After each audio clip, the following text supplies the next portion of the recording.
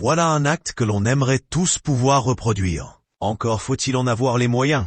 Le mythique comédien Pierre Richard, que l'on retrouve ce 14 avril dans la comédie Les Vieux Fourneaux 2, Bon pour l'asile, sur France 3, a récemment raconté comme il s'est offert tout un domaine après une promenade.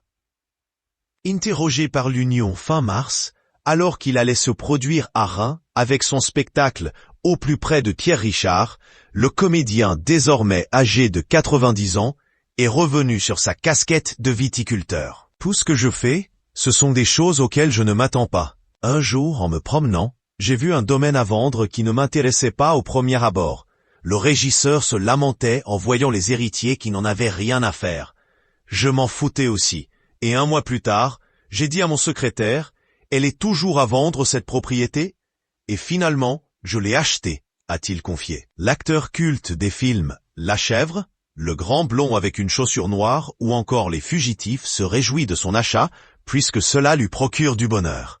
Au-delà des vignes, je voyais les étangs et la mer. C'est devenu très intéressant. Mais ce qu'il faut savoir, c'est que si le maître de chai m'avait dit non, jamais je n'aurais acheté cette propriété, car personnellement, je n'y connaissais rien au vin, à part le boire, a-t-il assuré au quotidien local. L'acteur, qui donne notamment la réplique à Eddie Mitchell dans Les Vieux Fourneaux, n'a pas pris les choses à la légère, en s'offrant son domaine. On se parle d'un vignoble d'une 20aine d'hectares situé à Gruissant, Aude. Le comédien a produit 80 000 bouteilles de vin par an, avait-il précédemment révélé dans les pages de France Dimanche. Faire un film, c'est donner du plaisir aux gens. Et boire un verre de vin, c'est avoir aussi du plaisir.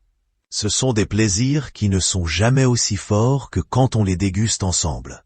J'ai choisi d'élever ces vins pour leur audace et leur caractère affirmé, avait ajouté Pierre Richard. L'acteur, attendu au cinéma prochainement dans le film L'homme qui a vu l'ours qui a vu l'homme, peut compter sur l'aide de sa femme, Céla Lacerda.